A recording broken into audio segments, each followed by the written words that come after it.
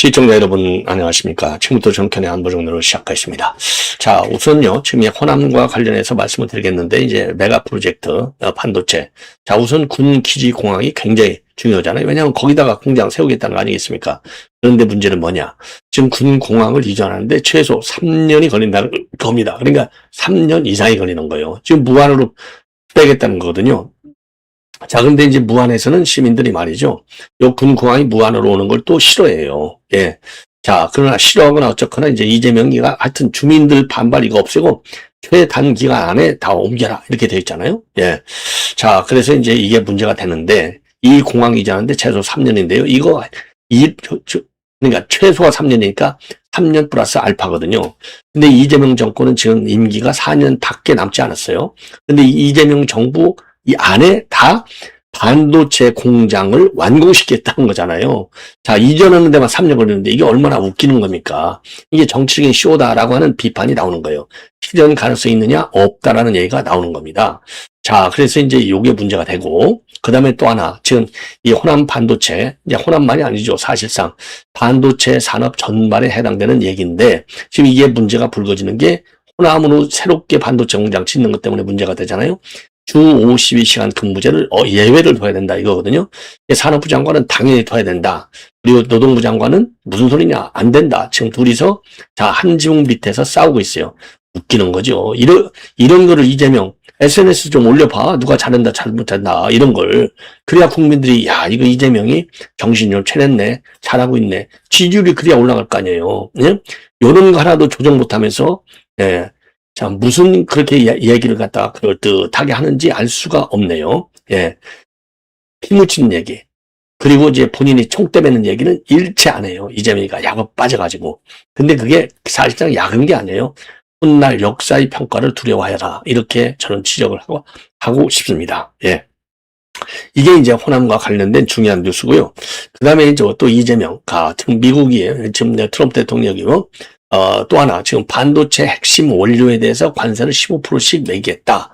이렇게 선언을 하고 나왔어요. 예. 지금 이게 이제 또 하나의 그 압박 카드가 되는 겁니다. 예. 자, 그래서 요 내용, 요 이제 트럼프 관련 뉴스가 굉장히 많은데요.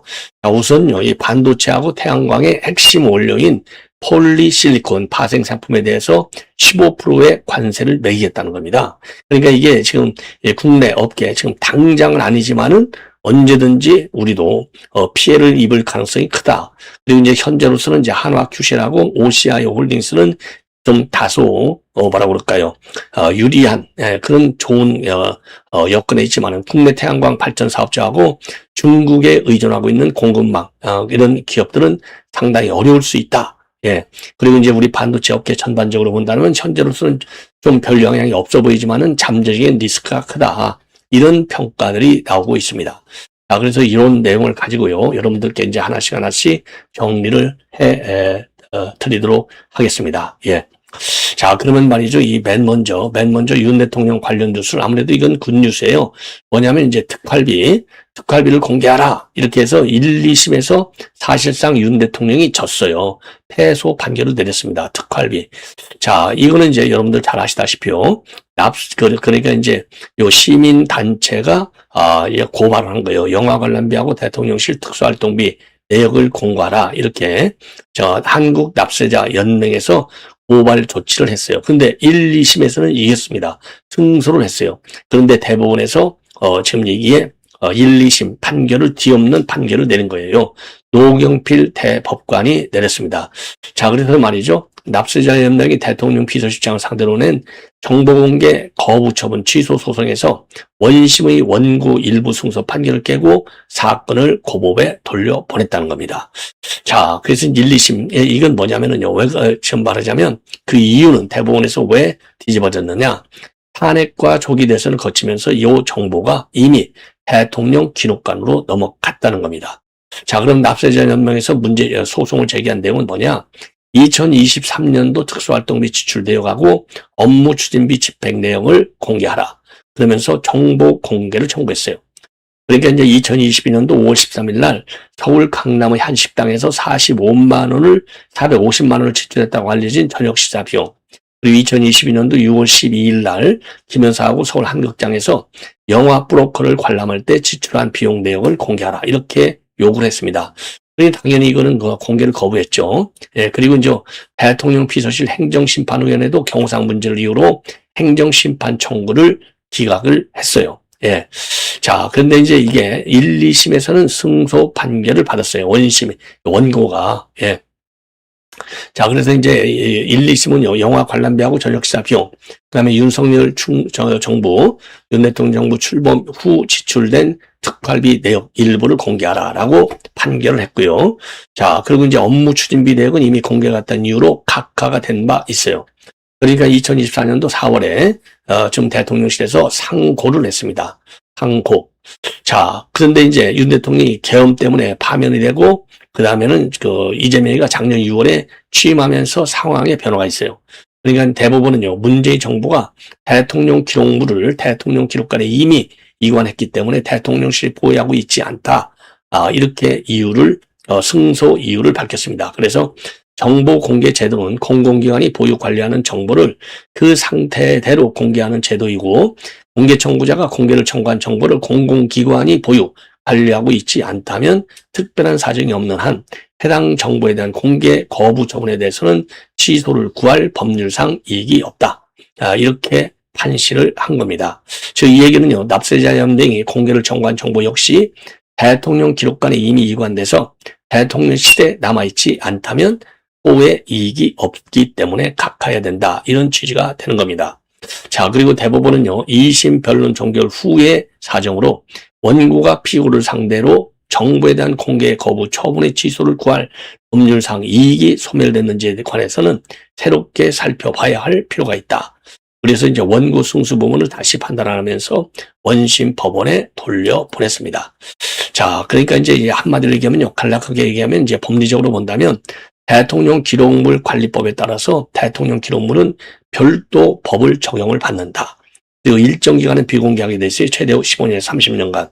그리고 열람도 매우 제한적으로만 되어 있습니다.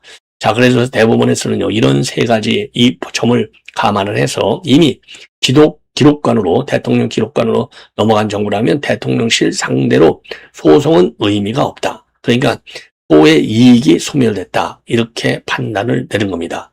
자, 그런데요, 이번 판결은요, 단순한 행정소송이 아니고 정치적 파장이 큰 사안입니다. 왜냐면요, 시민단체 입장에서는 사실상 시간을 끌면 공개표가 가능하구나, 이런 선례를 남길 우려를 하고 있는 것이고, 정부나 법리 측면에서 본다면 기록물 관리 체계상 불가피한 결론이라는 논리가 되는 겁니다.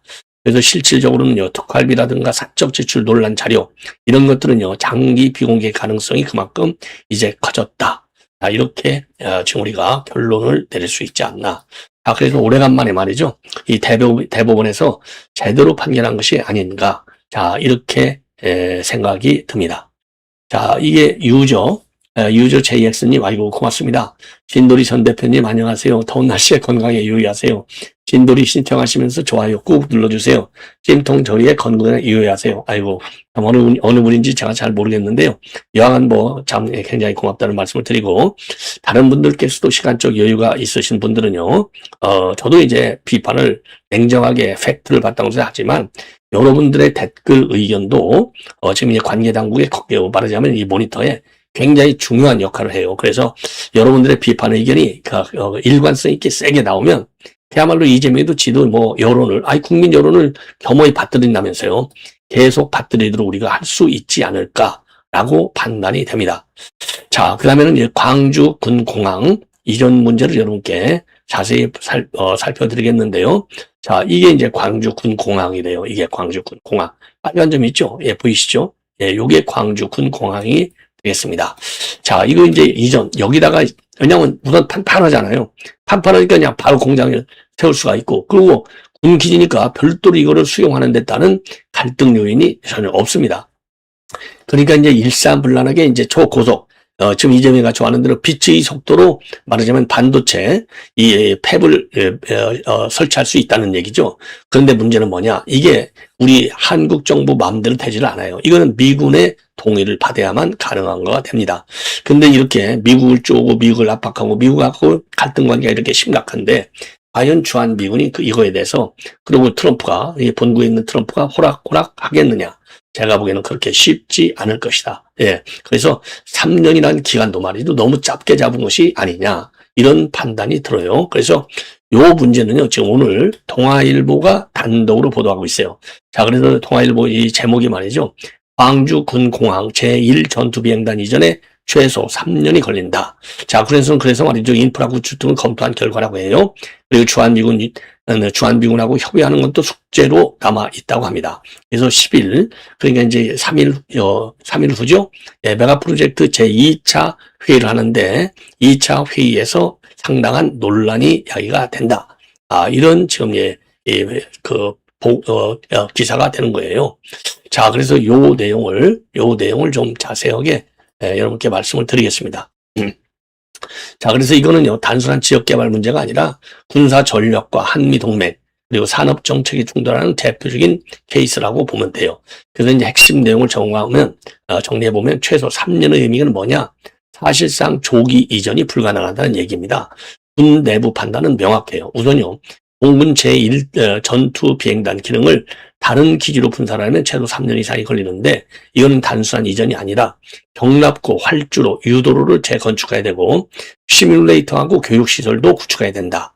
그리고 조종사 훈련 체제도 재편해야 된다는 겁니다. 즉 장비만 옮기면 된다는 수준이 아니라 전투체계 전체를 다시 짜야 하는 문제에 직면하게 된다는 것이에요. 그래서 결론적으로 정부가 원하는 임기 내 조기 착공, 2030 이전에 조기 착공이 아니라 임기 내 완공으로 돼 있어요. 지금 이제 바뀌었어요. 이게 구조적으로 충돌할 수밖에 없다는 겁니다. 지금 특히 뭐가 문제냐? KF-21 전투기가요. 지금 이제 2026년도부터 KF-21 보람의 전투기인데, 요게 본격적으로 전력화에 들어갑니다. 전력화에. 근데 이제 지금 광주 이 군공항을 갖다가 건드려버리면 전력화 프로젝트가 상당히 꼬이게 된다는 거예요. 자, 그래서 지금 2026년도 본격적으로 전력화가 시작되는데 각 비행단에 순환 배치할 예정인데, 이 시점에 기지를 이전하고 분산 집행한다? 이건 분산 진행한다? 이거 웃기는 거죠. 그러면 훈련이 제대로 되겠느냐? 훈련 체계에 상당한 혼선이 있을 수밖에 없고 정비, 운용 인프라도 지금 갖춰져 있지 않은 그런 상황이 아니겠습니까? 그래서 전력화 일정 자체가 지연될 가능성이 크다는 겁니다. 그래서 쉽게 얘기해서요, 지금 광주 군공항을 건드려버리면 한국 공군의 차세대 전력 자체가 흔들릴 수 있는 그런 딜레마에 빠지게 된다는 거예요. 예. 자, 그 다음에 세 번째로는요, 한미 연합 체제 문제예요. 단순한 이건 국내 사업이라고 볼 수가 없다는 거죠. 왜? 광주 군공항은요, 단순 공군기지가 아니라는 겁니다. 자, COB 역할을 수행한다는 거예요. 즉 한미 공동 운영기지 역할을 수행하기 때문에 유사시에는 이 공군의 전개 거점이 되는 겁니다. 예, 유사시에. 예, 그래서 따라서 이전하거나 축소할 경우에는 주한미군과 협의가 필수이고, 연합작전 공백이 발생할 경우에는 안보 리스크에 직결된다. 이런 우려가 있는 겁니다. 그래서 이거는요, 단순하게 국내 정치적인 요인으로서 밀어붙일 수 있는 사안이 아니다. 사실상 한미 군사 협정 레벨 문제로 지금 업그레이드 될 수밖에 없다. 예. 왜냐하면 안보가 중요하잖아요. 아니, 반도체 팹 1년 늦추는 게 중요합니까? 아니면 문제입니까? 아니면 안보 체제의 위협이 더 중요합니까? 당연히 안보 체제의 위협이 더 중요하죠. 자, 그래서 지금 이재명이 생각하고 군의 지금 맞닥뜨리는 현실하고는 정면으로 충돌하는 구조로 갈 수밖에 없다는 겁니다. 자, 그래서 2023년 이전에 지금 완공을 목표로 한다는 거 아니에요. 자, 그래서 무한공항 완공을 기다리지 않고 지금 소산 후에 활용하겠다. 지금 이게 정부 구상으로 되어 있어요. 호남 반도체 클러스터의 핵심 기지죠. 자, 그런데 군은 어떻게 됐냐? 현실적으로 보니까 최소 3년 이상이 필요할 수밖에 없고, 그럴 경우에는 자칫 잘못하면 전력 공복에 위험이 존재한다는 겁니다. 특히 모두에도 말씀드린 대로 KF-21 일정 영향이 있다는 거예요. 그래서 정부는 속도전을 지금 얘기하고 있지만 군에서는 안보와 전력의 안정성이 더 중요하다. 그래서 두 논리가 정면으로 충돌하는 상황이 되겠습니다. 그래서요, 지금 반도체를 명분으로 해서 군사 전력을 희생하려고 하는 정부의 이런 이전 계획, 이거는 현실적이지 못하다. 굉장히 위험한, 즉 리스크가 굉장히 크다는 것이고요. 그래서 이 정치 일정과 군사적인 이 현실 사이의 충돌은 당연히 일정을 늦추는 것이 정상적이 아니냐. 그리고 단순한 군 공항만이 아니잖아요. 전력과 용수 문제도 크지 않습니까? 그러니까 이제 공항에 지금 현재 가지고 있는 이런 역할, 이 가치 문제하고, 그 다음에 전력 용수 문제, 그 다음에 인재 문제, 모든 게 다 한꺼번에 다 이게 갖춰져야 되잖아요. 그런데 우선 부지부터도 지금 잘 안 될 것 같고, 그 다음에 용수와 전력 문제는 더 심각하죠. 그래서 지금요, 이런 외교안보 리스크까지 가지면서 이 군공항을 조속히 옮기려고 한다? 이거는 말이 안 되는 겁니다. 그래서 이 부분에 관해서 우리가 강력하게 비판의 논리를 전개해야 된다. 이런 말씀을 드립니다. 예. 자, 그 다음에는요, 지금 이제 이 호남반도체 주 52시간 근무제를 두고 노동장관과 그 다음에 산업장관이 정면으로 충돌하고 있어요. 한지용 밑에서. 메가특구 때문에. 자, 그래서 이제 산업장관은 이 주 52시간 근무제도를 예외를 둬야 된다. 그래서 이거를 갖다가요, 화이트 칼라 이그젬션이라고 그래요. 예, 면제. 자, 그리고 이제 노동부 장관은 무슨 소리냐? 이거 그대로 주 52시간 예외, 예, 이거 있을 수 없다. 요렇게 지금 반발을 하고 있어요. 자, 그래서요, 주 52시간 문제는요, 세 가지 축이 겹치는 거예요. 하나는 산업 경쟁력의 문제이고, 두 번째는 노동 정책의 이념 충돌 문제고, 세 번째는 정부 메시지가 일관성이 없는 문제가 되는 것입니다. 자, 그래서 이거는요, 사실적으로 주 52시간이냐, 옳으냐, 틀리냐의 문제가 아니라, 특정 산업의 한정한 예외를 인정할 것이냐, 그리고 고소득 전문직, 화이트 칼라요, 근로시간을 이 고소득 전문직에 대해서는 근로시간을 규제 밖으로 둘 것이냐. 이게 이제 화이트 칼라 exemption 영어로요. 자, 이렇게 되어 있습니다. 자, 그래서 미국의 경우에는요. 일정 소득 이상의 전문직에 대해서는 초과 근로 수당을 면제해줘요. 이게 이제 화이트 칼라 exemption이라고 있지 않습니까? 한국은 이 구간이 지금 매우 좁거나 사실상 없어요. 그러니까 산업부 장관은 반도체 폐업에 대해서 이거를 인정해야 된다. 이런 입장을 고수하고 있는 겁니다.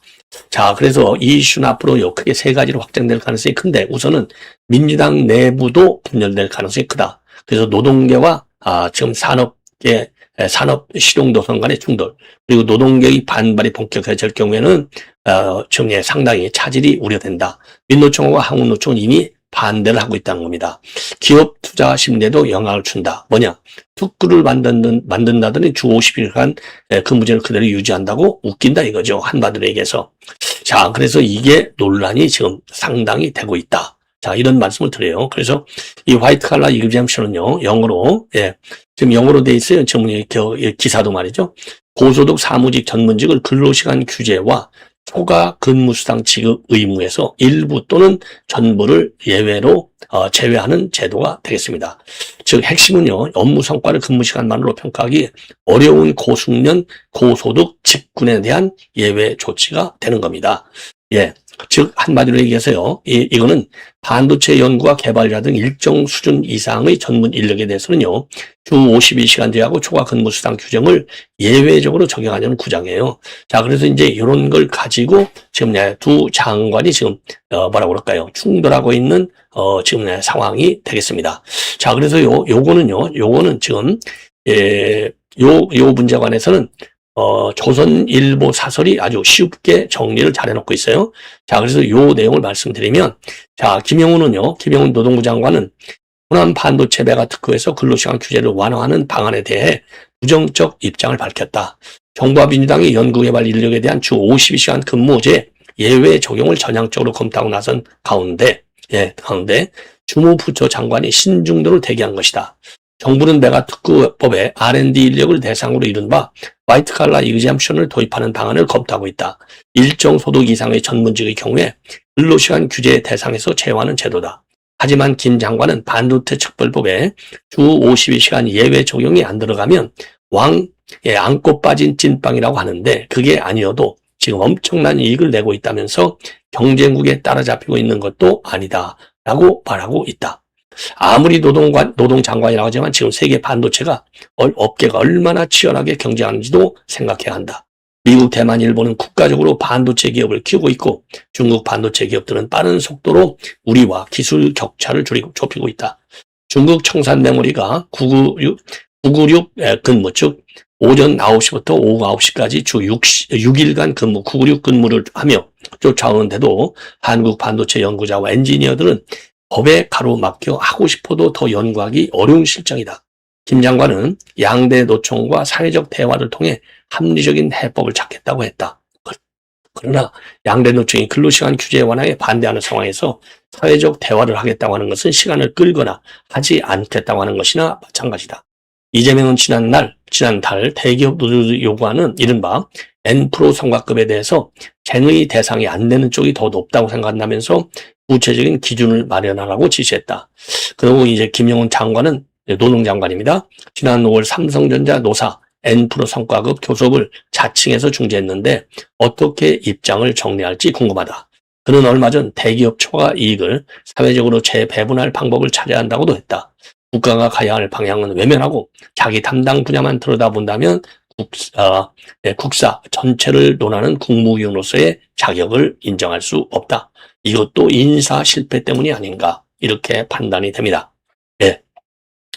자, 이번에는요, 지금 트럼프 대통령이 말이죠, 반도체와 태양광의 핵심 원료인 폴리실리콘 파생 제품에 대해서 15%의 관세를 매기겠답니다. 그래서 우리 국내 기업도 지금 바짝 긴장 상태에 있다.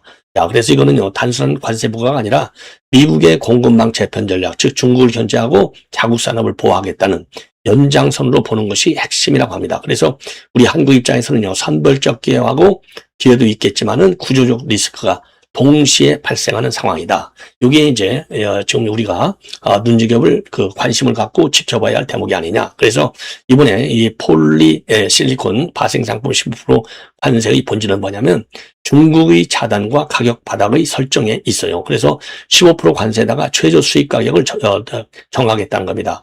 그래서 폴리실리콘은 21달러 킬로그램당, 그 다음에 인곳 웨이퍼는 100달러 킬로그램당 기준을 설정하겠다는 거예요. 최저 가격을. 그래서 사실상 중국의 저가 덤핑 구조를 없애겠다는, 무력화시키겠다는 취지가 되겠습니다. 그래서 이거는요, 단순 관세보다는 더 강력한 정책이다. 그래서 싸게 들어오는 물량 자체를 막겠다는 그런 지금 압박 조치가 되는 겁니다. 근데 이제 우리 한국 기업에 미치는 영향을 보면요, 명백하게 지금 양극화 현상이 벌어지고 있어요. 그래서 지금 현재 수혜 가능한 업체, 그리고 부담이 가능한 이 업체, 이렇게 나눠져 있다고 해요. 자, 그래서 수혜 가능한 업체는요, 한화큐쉘하고 OCI 홀딩스인데, 왜 그러냐면은요, 한화큐쉘은 지금 공장이 조지아에 있어요. 그러니까 관세 영향을 안 받는 겁니다. 그리고 중국 제품을 배제해 주니까 가격 경쟁력을 지금 올라갈 수밖에 없는. 그래서 가동률도 좋아지고 마진도 동시에 개선이 가능하다. 한화큐쉘. 그다음에 OCI 홀딩스는요, 말레이시아에 있어요. 그러니까 이 비중국 공급망에 속하는 것이죠. 그래서 미국의 탈중국 정책 때문에, 이런 정책 때문에 오히려 대체 공급자로 부상이 된다. 그래서 폴리실리콘 가격 협상력이 오히려 상승한다. 그래서 결론적으로 본다면 미국 또는 비중국 생산 기반을 가진 기업은 구조적으로 수혜를 볼 수 있다. 이거는 플러스 측면이고, 마이너스적인 측면은요, 국내 태양광 발전 사업자입니다. 모듈과 그다음에 설비 가격 상승이 가능해요. 그래서 발전소 건설 비용이 증가하고 수익성이 약화될 수 있다. 장기적으로 전력 단가가 올라갈 수밖에 없는 그런 부담을 안게 되고, 중국 의존 공급망 기업들은요, 원재료하고 부품 비용이 늘어나서 공급망 제품 비용이 발생한다는 마이너스적인 요인이 있는 겁니다. 그리고 이제 반도체 업계에서 본다면 이제 잠재적 리스크가 커갈 가능성이 크다는 거죠. 현재로서는 영향이 제한적이지만은 고순도 폴리실리콘까지 이제 지금 확대될 경우에는 관세가 삼성전자나 SK 하이닉스 등과 같은 미국 생산 비용이 더 늘어날 가능성이 크다. 그래서 지금은요, 태양광 중심의 규제로 되어 있지만 향후에는 반도체 소재로 확대될 여지가 굉장히 크다. 이것이 우리 삼전하고 하이닉스가 겪을 수 있는 핵심 리스크가 된다는 것입니다. 그래서 이번 조치를 보면요, 완전히 트럼프식 산업정책의 전형이다. 이렇게 보고 있어요. 그래서 공급망 블록하는 거죠. 미국이냐 중국이냐. 예. 그리고 이제 제조업의 리쇼링을 압박하는 거예요. 그래서 미국에서 만들면 살려주고 아니면 비용을 올리겠다는 겁니다. 그리고 동맹국에 대해서도 선택을 압박하는 거예요. 그래서 한국 기업도 사실상 이제 선택을 압박하는 거예요.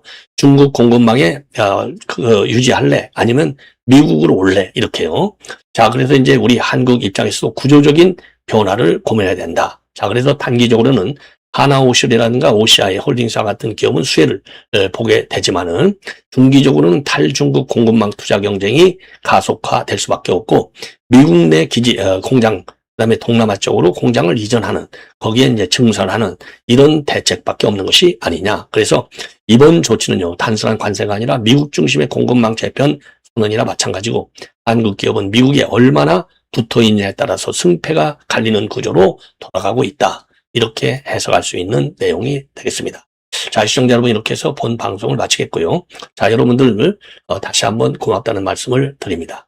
감사합니다.